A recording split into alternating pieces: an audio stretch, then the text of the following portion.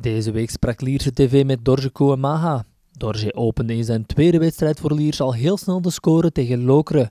Dat doelpunt verloste Lierse van de rode lantaarn en bracht een deugddoelpunt op tegen een play-off 1-kandidaat. Bon, le sentiment après le match contre Lokeren, bon, c'était un petit sentiment de joie parce que on a joué à la maison, on a pu remporter un point malgré les 3 points qu'on devait avoir.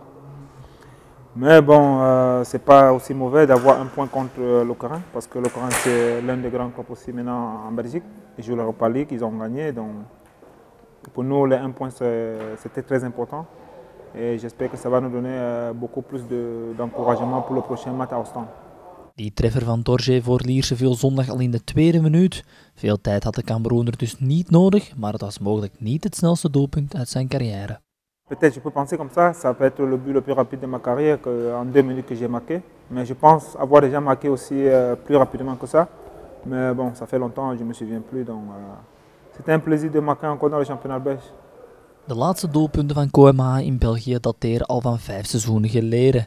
Het was dus belangrijk voor hem om de smaak snel terug te pakken te krijgen. Oui, c'est vraiment important pour moi par rapport à ma confiance. Ça fait que 2 matchs. Aussi, le premier match, j'ai failli marquer. Bon, le gardien a été chanceux. Dans le deuxième match, j'ai marqué.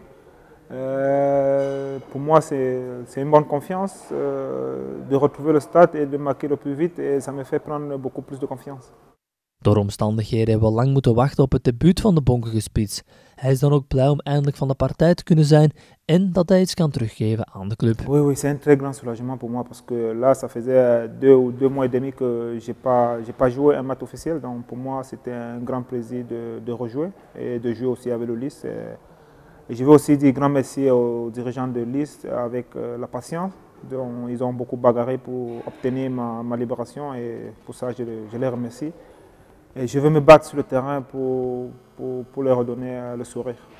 Stojanovic kon zondag voor het eerst beroep doen op het spitsenduo Kouwemaha-Keita. De vorige wedstrijd moest Dorje alleen oorlog maken in de box en is dus blij met zijn spitsbroeder. Oui, Keita c'est un garçon génial, c'est un jeune gars qui est génial et on s'entend bien. En dehors du foot d'abord on s'entend et de jouer à 2, pour moi c'est plus mieux donc, parce qu'on se bat à 2 et j'espère on va mieux s'entendre et puis on va faire de belles choses ensemble. Geel-zwart kwam tegen Lokeren sterk voor de dag en dwong voldoende kansen af om te kunnen winnen. Uiteindelijk kwamen de Palieters niet verder dan een 1-1 gelijkspel, maar ze konden zich wel optrekken aan het geleverde spel. Een welgekomen ophebber met een verplaatsing naar Oostende in het verschiet. C'est un match vraiment difficile parce que Ostende c'est une bonne équipe et nous aussi on va là-bas pour gagner.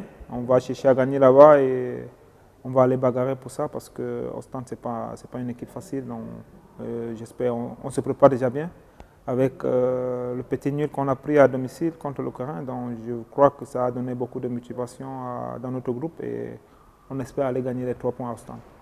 Oostende haalde de voorbije 2 wedstrijden 4-6 na een zege tegen Standaard en een gelijkspel achter de kazerne.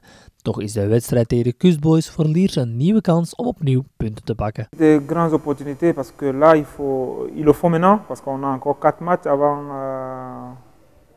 avant la pause donc il nous faut les points pour sortir dans la zone rouge là où on essaie maintenant.